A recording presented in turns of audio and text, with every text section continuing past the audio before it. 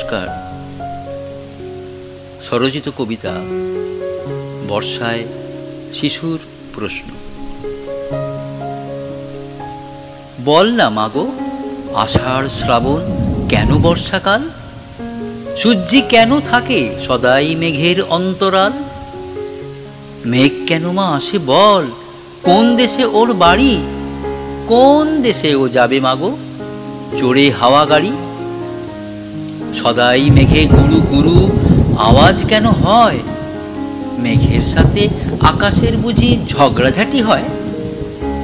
বল না মাগো, মেঘে এত জল কি করে ধরে? জলের দেবী থাকেন বুঝি ওই মেঘেরই ঘরে?